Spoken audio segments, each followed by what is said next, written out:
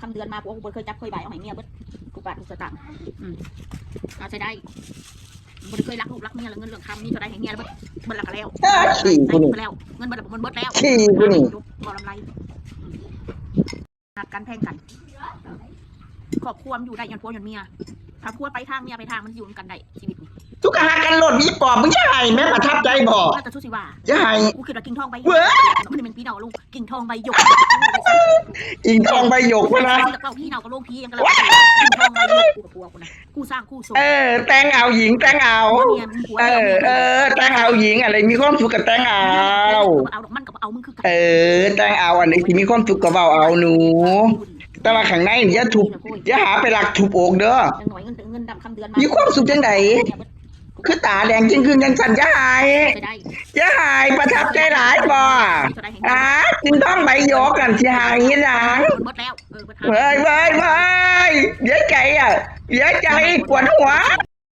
ถ้ามันจะได้เงินห้วยมาตัวเองอยากได้เงินมันจะเงิน อย่าหาย รับแรกคือเงินมันซื้อได้เบิดซื้อหมูก็ได้ซื้อพวกก็ได้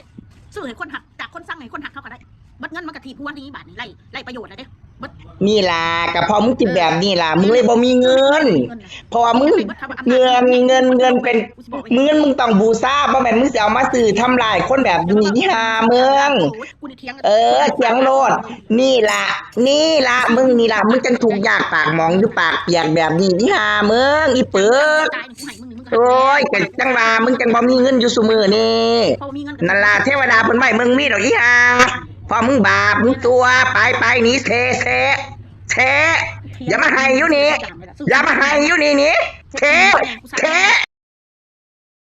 ถ้ามันเข้มเกินไปขอกินบ่ได้ดอก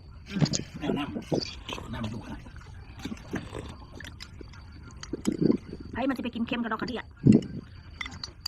แสดงตอนที่เจ้าทำขายเนี่ยโอ้ยขอประกาศกินโอ้ยบัดกูมือคอยตำหุงขายนะตำของขายนะบัดกูมือยำแมลงนะอีหามึงก็จะเป็นขี่คุยเนาะอีหาลูกค้ามีพ่อ100 คนบ่กว่าซื้อนั่นน่ะมึงคือบอกคือกี่โมงคตินี่โอ้ยไผขาประจำอยู่แต่อีกอยู่แต่อีกอุ้ยมึงสิไม่ขายเอาใส่ไผสิมาซื้อ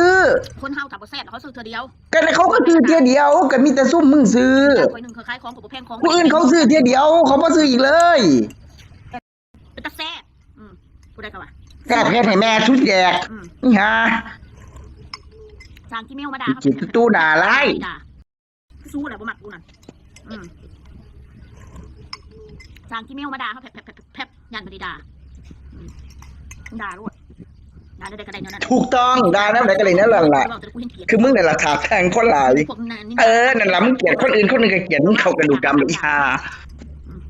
มึงน่ะอีโตนินทาถือกูด่าขึ้นแล้วรับให้ได้เด้อรับได้เพียงกูสิรับบ่ได้มึงรับให้มันได้ก็พออีห่าน่ะอะไรกิตตู้ด่าขึ้นแล้วเด้อมาคนมวยอย่าลุกล่ะมาคนแตกพาวเวอร์พุ่นกูอยู่ไผอยู่มันอย่ามันนินทามันขึ้นน้ำเด้อสมองน่ะจำไว้พร้อมแล้วมันขึ้นแต่ว่ากูด่ามึงเพราะมันนี่มันตบมือข้างเดียวบ่ดังหรอกพี่น้องเอ้ยถ้าเฮ็ดยังก็กล้ารับผิดชอบกล้าเว้ากล้าว่ามีแต่มึงล่ะคือการโกหกคนอื่นโกหกได้แต่โกหกตัวเองโกหกไม่ได้แม่นถูกต้องแต่เขาโทษนะซะถูกตายคนอีกมนบ่เคยโกหกคนอื่นไม่แต่เรื่องจริงล้วนๆไม่มีอันเป็นให้รถตั้มภายใน30,000ย่ากูเรียกตัวรถเขาย่าแกไปสาบานแบบนั้นกูเรียกตัวรถเขานอนใจไปโลดไปเลยแกไปงานชาวบ้านชาวเมืองก็ต้องนอนแองลงไปข้าหันนั่นล่ะอยู่หอยยังแม่มึงไปกันไปนอนอยู่ผีป้าซานั่นตั้งใจตายเลยน่ะโจ๊กตอแหลกูเบื่อคำเบาแล้วมึงเถอะกูซื้อน้ำอื่นไม่รู้กูกิน